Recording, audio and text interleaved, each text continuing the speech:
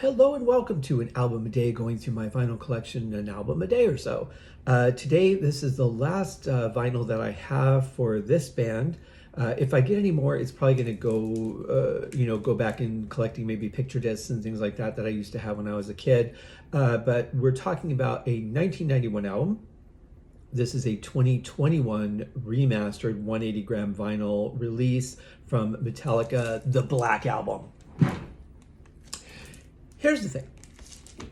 The other albums that I've gone through in this series that were really cool, beautiful, vibrant, different vinyl colors and all that. And then we get to the Black Album. It only makes sense that the vinyl would be black, but then it's just regular looking vinyl. You know, the sticker's nice. I like that, but it's just black vinyl. It's not red, not green, blue like the other ones. Black, and I mean, it fits the narrative, so that makes sense, and that's fine. It's cool. Just, when you've got all the other ones that are these really cool, vibrant colors, it's just kind of a shame that this one isn't, but it sounds great, and that's the most important part.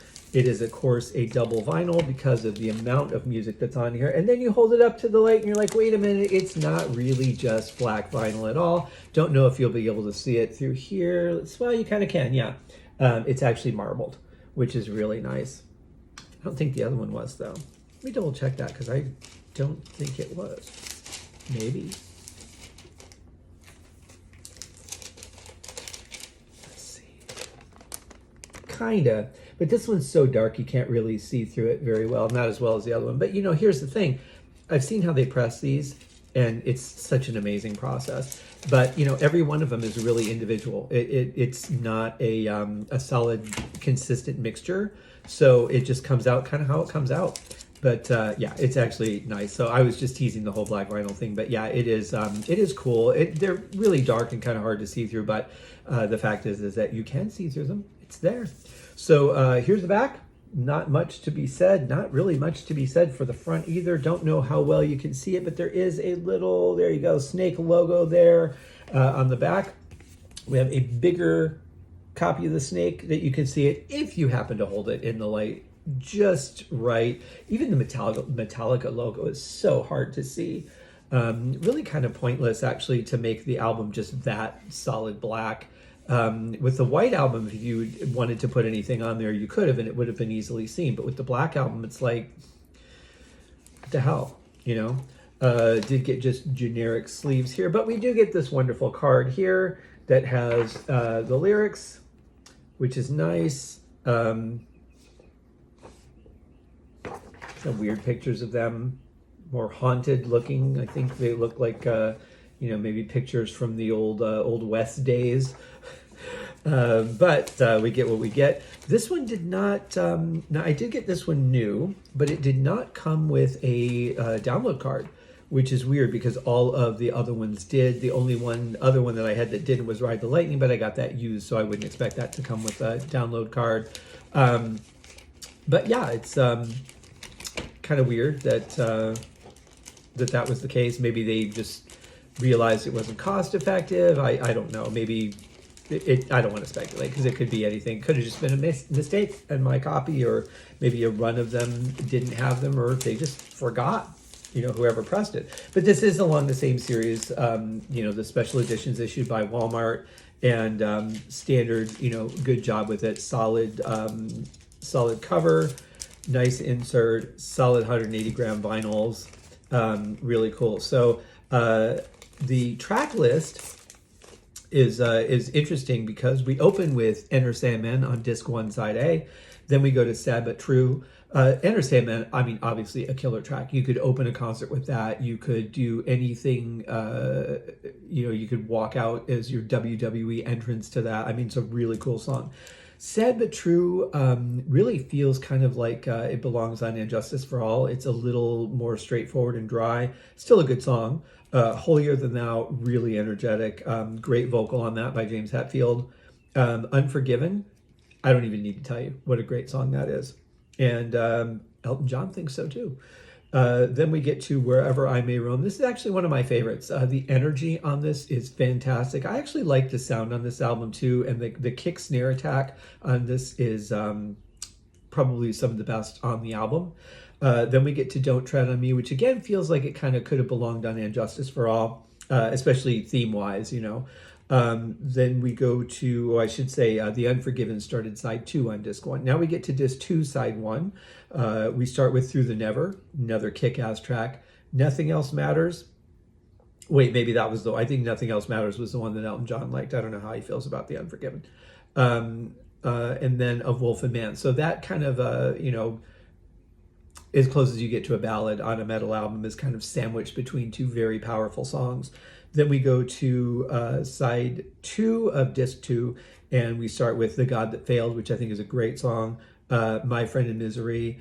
I really like that one. That reminds me of a song by my friend's band Zen Radio, who did a song about, I'm blanking on the title about it, but it was like basically somebody who had lived through the camps in Germany, and just kind of, you know, having survived that and waking up and screaming in the middle of the night, that sort of thing. Kind of reminds me of that. And then we have the final song, The Struggle Within. Great song to end the album with, I have to say. That's a really powerful song, another great vocal, but great way to end a Metallica album. Overall, not my favorite Metallica album, but of the ones that I really stayed with the band on, this is, it's not bad. But, you know, when I'm looking at what do I typically want to listen to, it's probably going to be Ride the Lightning, Master of Puppets, Garage Days, Kill 'Em All. Every once in a while, I'll get out And Justice for All, which is really just more of a sound issue that makes it difficult to listen to. And then and this one, not a bad album at all. I mean, it was worth, as far as I'm concerned, having it in my vinyl collection. So that says something right there.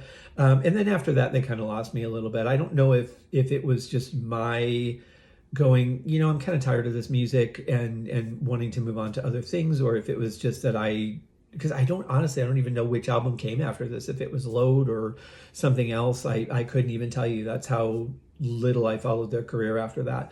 But I have seen them live. They're fantastic on stage. I would see them again for sure, even though there's a lot of songs they have that I don't know now, but I know that they would play some classics that I do, and they put on a really good show. They're a great band, and Lars got to induct Deep Purple into the Hall of Fame, which is pretty amazing. And yeah, great stuff. So that is the end of my Metallica collection, at least for now. I do remember I had the Jump in the Fire EP. I can't remember if I had the picture disc or not. It's like this weird shaped demon one.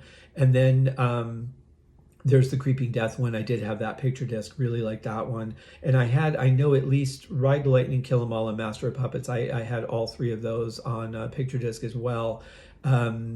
Once we got to And Justice for All, that was after we moved to Colorado, and I didn't really have a more independent owned record store to go to. Everything after that was kind of commercial. We used to get a lot of that cool stuff at Car City Classics for really good prices. So I was able to get, you know, picture discs and cool things for my vinyl collection. I had the first 4 Mark II Deep Purple albums on picture disc as well, with the posters and everything. But you know, didn't have that ability in Colorado. At least there weren't places that I knew of anyway. So it kind of limited what I got. But yeah, those first 3 Metallica albums I had on picture disc. Maybe one day I will again, plus the Creeping Death EP, maybe even Jump into the Fire. Who knows? But I hope you guys have a wonderful day on the Deep Purple podcast. Today is the last day for Fireball, covering Slow Train, the bonus track from the 25th anniversary. Tomorrow we start Machine Head. Also, if you haven't checked it out yet, on Sunday, I released a bonus episode of the Haskincast podcast. Episode 500 had a wonderful interview with Todd and Amy from Spring Paranormal Investigations. Learned so much. They were so great at answering my questions, and just had a wonderful time talking to them. So check it out. We'll be back on Wednesday, our normal day, with that 4th piece, the 4th installment from the Beethoven 7th Symphony. And I hope you guys have a great day. Cheers.